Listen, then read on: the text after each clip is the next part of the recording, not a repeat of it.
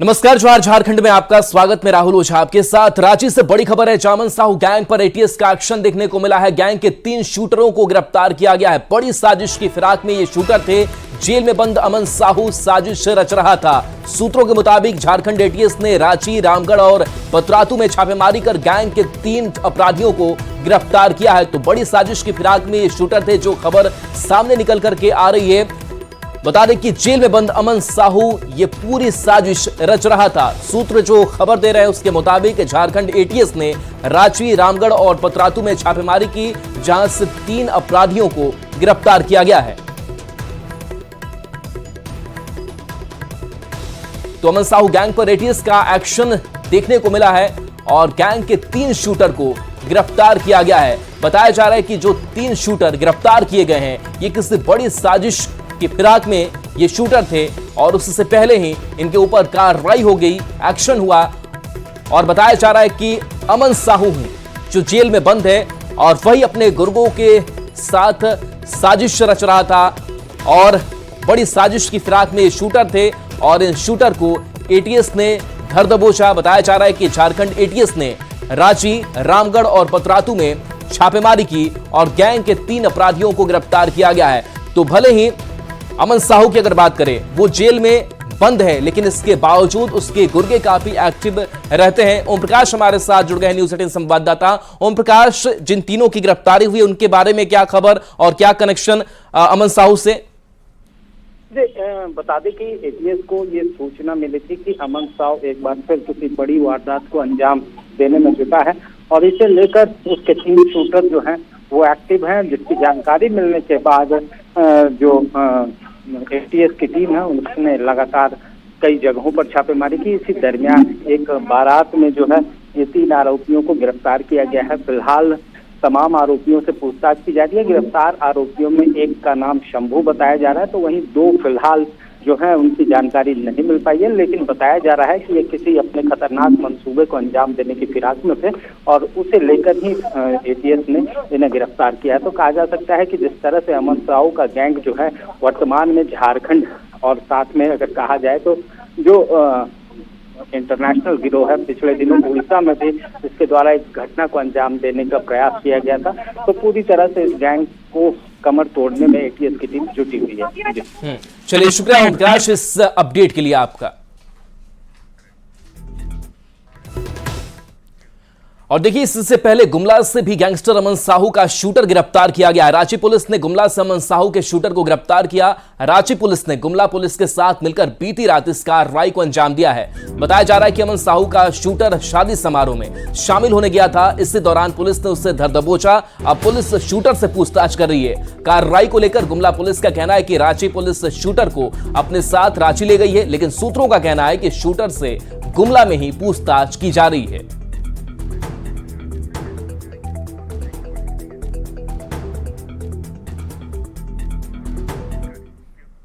अब देखिए, अमन साहू के गैंग पर लगातार पुलिस जो है वो शिकंजा कस रही है। आपको बताते हैं कि आखिर अमन साहू कौन है जिसके ठिकानों पर लगातार छापेमारी हो रही है और गुर्गों की ताबड़तोड़ गिरफ्तारी भी।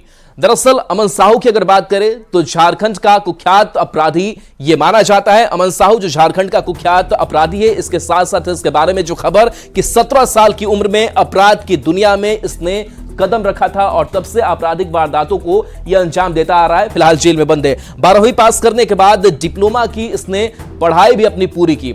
इसके बाद बात करें तो साहू ने एक मोबाइल की दुकान भी खोली थी। तो किस तरीके से ये आपराधिक घटनाओं को अंजाम दे रहा था और बाद में वो अपराधियों के संपर्क में आया और यहीं से उसकी जो आपराधिक कथा है उसकी शुरुआत होती है। जल्द ही वो खुद कुख्यात गैंगस्टर बन गया और इसके बाद से अपने गुर्गों के साथ कई बड़ी साजिशों को उसने अंजाम दिया। गैंगस्टर अमन साहू पलामू जेल में अभी बंद है और वहीं से इसके गुर्गे जो है वो काफी एक्टिव रहते हैं, जो 3 गिरफ्तारियां भी हुई है। गैंग के गुर्गे कारोबारियों से रंगदारी वसूलते हैं, यानी कि जेल से ही अपना साम्राज्य चलाता है। उस पर लगभग 50 से ज्यादा मुकदमे दर्ज है, यानी कि अमन साहू पर अब तक इतने आपराधिक मामले जो है वो दर्ज है। इसके साथ साथ बात करें, गैंग का हाथ कई आपराधिक वारदातों में रहा है, जिसके कई बड़े खुलासे भी अब तक हो चुके हैं। अमन साहू झारखंड का कुख्यात अपराधी है, तो ये अमन साहू जो जेल में बंद है, लेकिन जेल से ही अपने गुर्गों के जरिए कई घटनाओं को अंजाम अभी भी दे रहा है।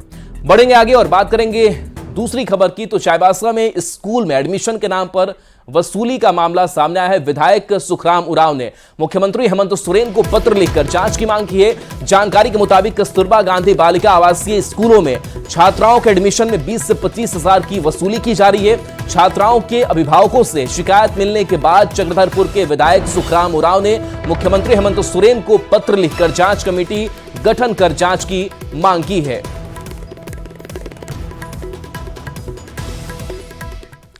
राष्ट्रीय स्वयंसेवक संघ की अखिल भारतीय प्रांत प्रचारक बैठक रांची में शुरू हो गई है।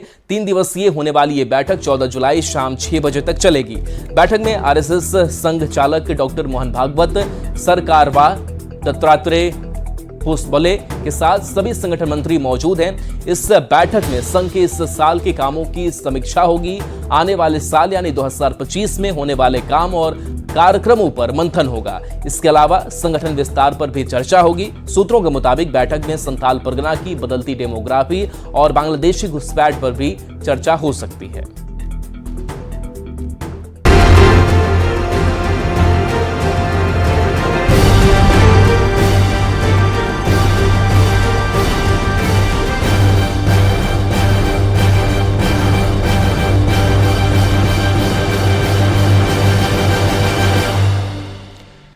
झारखंड में इसी साल विधानसभा चुनाव है और संभावना जताई जा रही कि चुनाव समय से पहले हो सकते हैं। यह संभावना भारत निर्वाचन आयोग की टीम के झारखंड दौरे के बाद से और बढ़ गई है। खबर पर ज्यादा जानकारी दे रहे हैं न्यूज 18 संवाददाता अविनाश कुमार। झारखंड में विधानसभा के चुनाव कब होंगे, इसको लेकर चर्चा तेज हो गई है।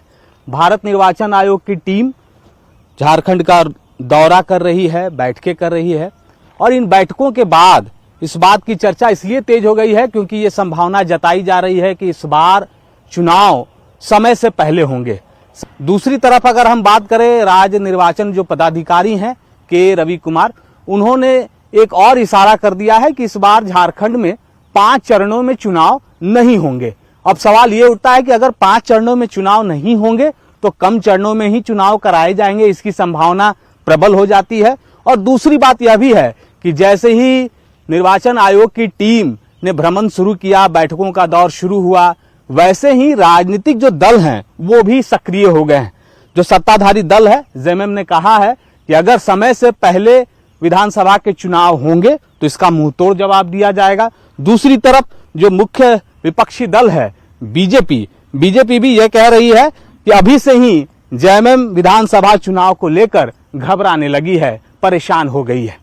तो अब ये देखना होगा कि विधानसभा के चुनाव को लेकर जो तैयारियां आयोग के द्वारा की जा रही हैं। कैमरा पर्सन संजीव के साथ अविनाश कुमार, न्यूज 18 रांची। झारखंड में समय से पहले विधानसभा चुनाव को लेकर हो रही सुगबुगाहट के बीच बयानबाजी भी थमने का नाम नहीं ले रही है। जेएमएम और बीजेपी में एक बार फिर से आरोप प्रत्यारोप का सिलसिला शुरू हो गया है। देखिए, बात हार जीत की नहीं है।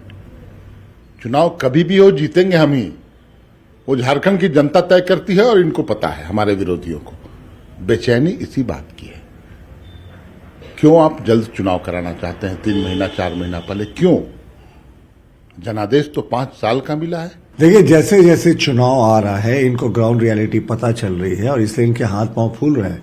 अब इनके माननीय मुख्यमंत्री हेमंत सोरेन जी ने कहा था जेल से निकलने के बाद कि आप कल चुनाव करा लो, हम तैयार हैं और पूरा भाजपा का सफाया हो जाएगा। लेकिन धीरे धीरे इनके होश अब खुल गए।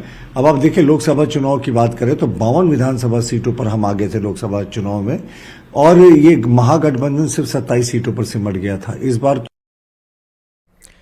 झारखंड के मुख्यमंत्री हेमंत सोरेन आज 15 से +2 शिक्षकों को नियुक्ति पत्र बांटेंगे। ये कार्यक्रम रांची के प्रभात तारा मैदान में होगा। इस कार्यक्रम में मुख्यमंत्री हेमंत सोरेन के अलावा मंत्री रामेश्वर उरांव, मंत्री सत्यानंद भोक्ता और मंत्री बैद्यनाथ राम भी शामिल होंगे। आपको बता दें कि झारखंड में 3120 +2 शिक्षकों की नियुक्ति प्रक्रिया चल रही है। इसी के तहत मुख्यमंत्री हेमंत सोरेन 1500 +2 शिक्षकों को नियुक्ति पत्र बांटने वाले हैं। मैं कॉमर्स पीजीटी की शिक्षिका हूँ। मुझे बहुत खुशी हो रही, बहुत एक्साइटेड फील कर रही हूँ कि फाइनली अपने हाथ में नियुक्ति पत्र आ गया है आज के दिन में। तो बहुत बहुत धन्यवाद। हाँ, अलग तो सोचे हैं कि बच्चों को वहाँ जाने के बाद कुछ अच्छा शिक्षा दें, और आज जब हमारे हाथ में नियुक्ति पत्र आया तो लगा कि कुछ हम मुकाम हासिल कर लिए। खुशी महसूस हो रही है, और तैयारी तो मैंने मतलब बहुत लगन से और बहुत मतलब पेशेंस के साथ रख के किया था। सर, ये मेरा ड्रीम था जो आज पूरा हो गया है।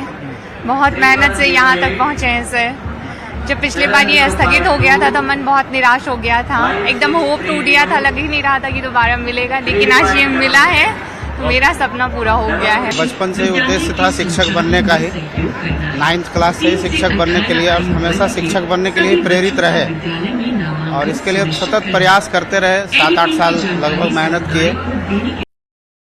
एक तरफ नियुक्ति पत्र को लेकर नौ नियुक्त शिक्षकों में उत्साह है तो दूसरी ओर इस पर सियासत होने लगी है। जेएमएम और कांग्रेस इस पर सरकार की सराहना कर रही है और बीजेपी निशाना साध रही है।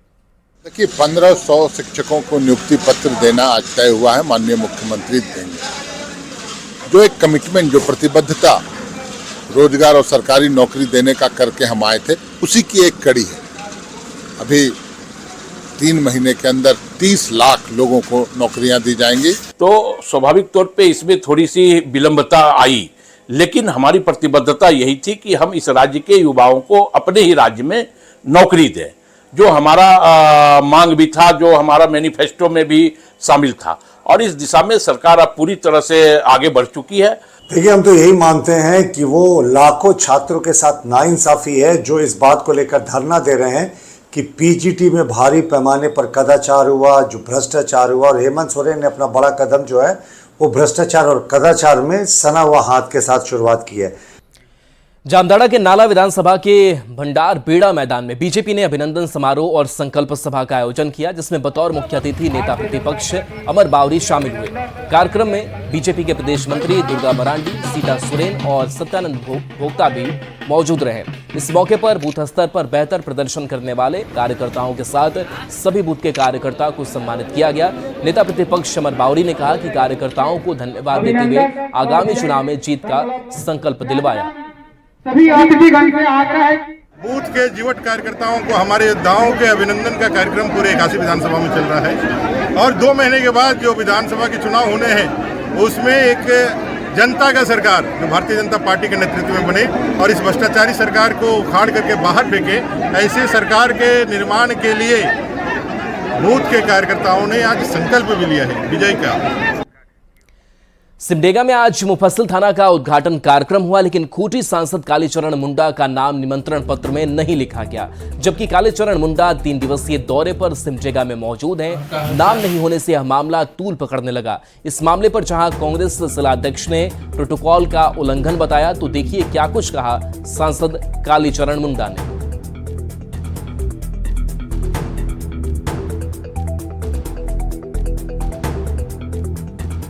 मिलना है, जिस जनता ने हमको संसद बनाया है उनसे मिलना है, हमको मिलने के लिए निकले हैं। सिमडेगा में है एक थाना भवन का भी उद्घाटन हो रहा है, आपको उसमें आमंत्रित नहीं किया गया है, वो कार्ड में कोई नाम नहीं है। नहीं आए तो थे एसपी साहब निमंत्रण देने के लिए, लेकिन पहले से मेरा प्रोग्राम है क्षेत्र में भ्रमण का, उधर ही जा रहा है। सिमडेगा जिला में कल से ही हम लोग का कार्यक्रम चल रहा है। सबसे पहले हम लोग आभार व्यक्त करने के लिए निकले हैं सांसद महोदय, और हम हर ब्लॉक का पंचायत तक जा रहे हैं। कल हम लोग का बानो का कार्यक्रम था, बानो के बाद जलडेगा, और आज हमारे सिमडेगा जिला के टीटंगर प्रखंड में कर रहे हैं। कोडरमा से मरीज को एक्सपायरी खांसी सिरप देने का मामला सामने आया है। मामला सतगावा प्रखंड के जोगीडीह उप स्वास्थ्य केंद्र का है, जहां लोगों के स्वास्थ्य के साथ खिलवाड़ किया जा रहा है।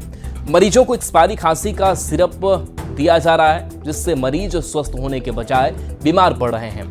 बता दें कि सिरप के ऊपर डबल स्टिकर चिपका हुआ है। वहीं एएनएम मनोरमा कुमारी ने कहा कि यह विभाग की गलती है। सिरप दिया गया तो हमारी का तो दिक्कत नहीं, ऊपर का विभाग का दिक्कत ना है, और विभाग के द्वारा ही मिला गया। कब है देखिए तो उसमें कि कितना एक्सपायर कब है, इसमें ऊपर से जो चीटा सटा हुआ उसमें कितना है? ऊपर से चीटा सटा हुआ है जिसमें 10/2024 का है। अच्छा, नीचे का जो चीटा और नीचे का चीटा सटा हुआ है जो हाँ, नीचे का है 9/2023 के ऊपर में अलग छिटा छटा हुआ था। अच्छा, तो उसमें क्या था एक्सपायरी डेट? उसको हटा के देखे तो 13 महीना पहले का बना हुआ था सिर्फ। तो आप कौन सा स्वास्थ्य केंद्र से लिए थे? यही जोगीडी स्वास्थ्य केंद्र से। जोगीडी स्वास्थ्य केंद्र से जी। तो आप सिरप लिए थे? जी। अच्छा, उसमें डबल लेवल लगा हुआ। तो ये सिरप को यूज भी किए थे? हाँ, 2 बार यूज किए थे। लोहरदगा से जेवर व्यापारी की हत्या का मामला सामने आया है। जेवर व्यापारी का शव ईटा गांव के पास खेत से बरामद हुआ है। बताया जा रहा है कि पुलिस ने 6 फीट गड्ढा खोदकर शव को बरामद किया है। हत्यारों ने शव को नमक डालकर दफनाया था। मामले में पुलिस ने 2 लोगों को हिरासत में भी लिया है। मृतक व्यापारी का नाम संदीप सोनी है, जो 2 दिन पहले से लापता था। और मैं चाहूंगा प्रशासन से कि कड़ी से कड़ी कार्रवाई की जाए, इसको अविलंब फांसी की सजा हो। ऐसे ही लोगों के कारण आज लोहरदगा अपराधियों का अड्डा बन चुका है।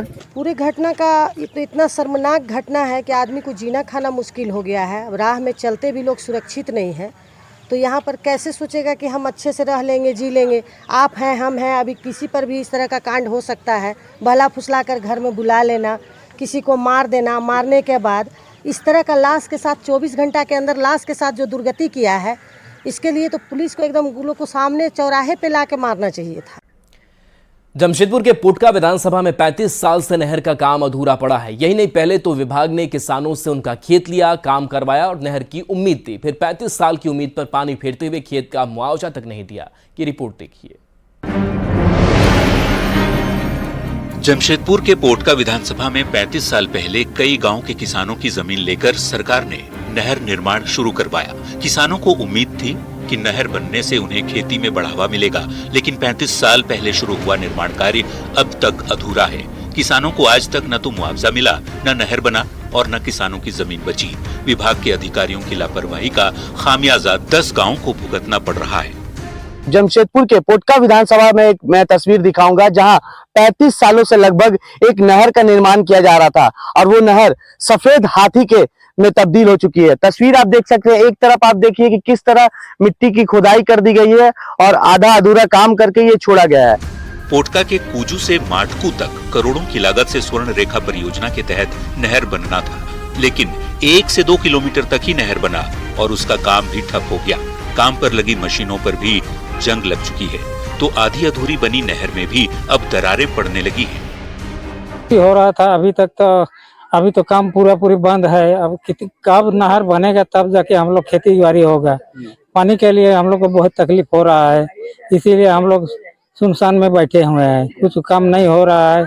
बारिश अगर नहर में पानी मिलता तो हम लोग खेती बाड़ी अच्छा से करता। पहले तो हम लोग को उम्मीद थी कि हम लोग जैसे हम लोग का जमीन सब किया हुआ है, उसी में सब कोई का पैसा वैसा फंसा हुआ है इसी में। अरे जैसे हम लोग का किसान लोग हैं, चासों से हम लोग का धान उन, अभी तो पानी भी नहीं हो रहा है सर इसी में।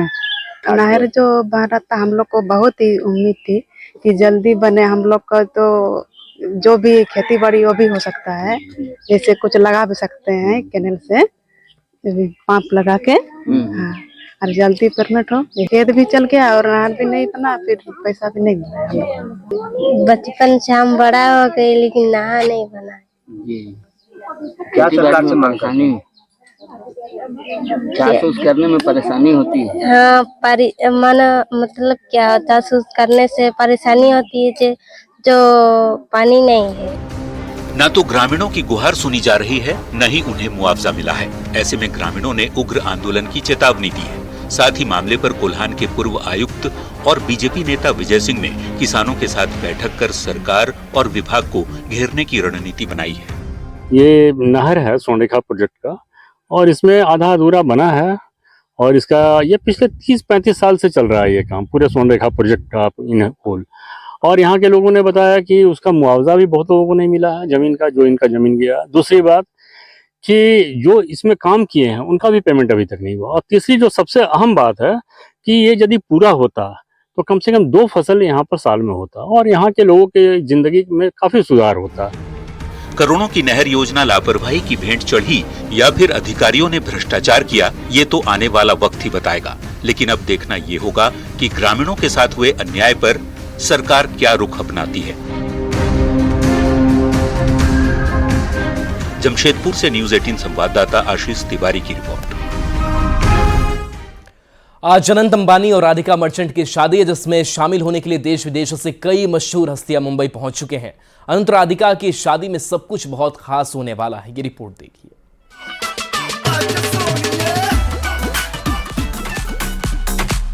अंबानी परिवार में एक बार फिर शादी की शहनाई बजने जा रही है। सिर्फ कुछ घंटों का समय बाकी है और फिर आज यानी 12 जुलाई के दिन रिलायंस इंडस्ट्रीज के चेयरमैन मुकेश अंबानी के छोटे बेटे अनंत अंबानी और उद्योगपति वीरेन मर्चेंट की बेटी राधिका मर्चेंट एक दूजे के हो जाएंगे। शादी के अटूट बंधन में बंध जाएंगे।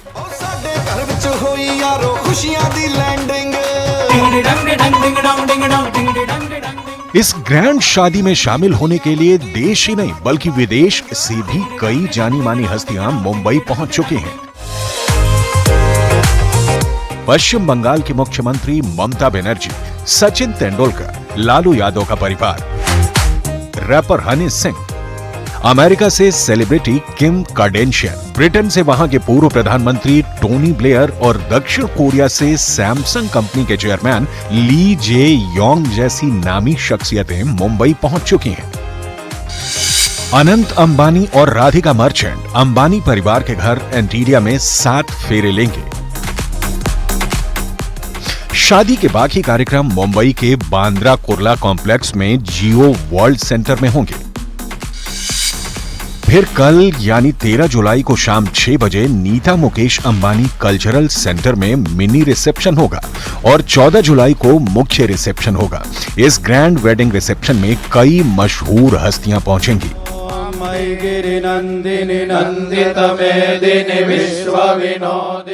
शादी से पहले एंटीलिया में शिव शक्ति का भव्य अनुष्ठान किया गया,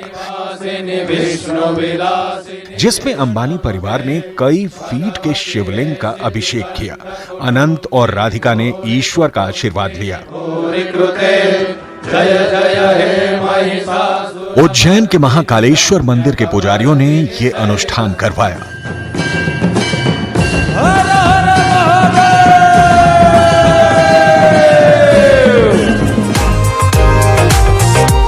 वहीं गायक कैलाश खेर और रणवीर सिंह ने भक्ति के गीत पर परफॉर्म कर आयोजन में 4 चांद लगा दिए।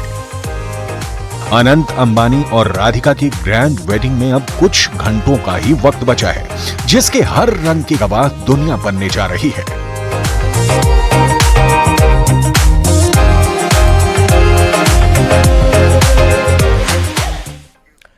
12 जुलाई ये वो दिन जब अनंत अंबानी और राधिका मर्चेंट जन्मों जन्मांतर के बंधन में बंधेंगे। जामनगर से शुरू हुए कपल के प्री वेडिंग फंक्शंस की महीनों तक धूम रही। अब दोनों शादी के बंधन में बंधने जा रहे हैं। मुंबई स्थित जियो वर्ल्ड सेंटर में अनंत राधिका की शाही शादी होगी। इस वेडिंग में देश विदेश के वीवीआईपी मेहमान शिरकत करेंगे।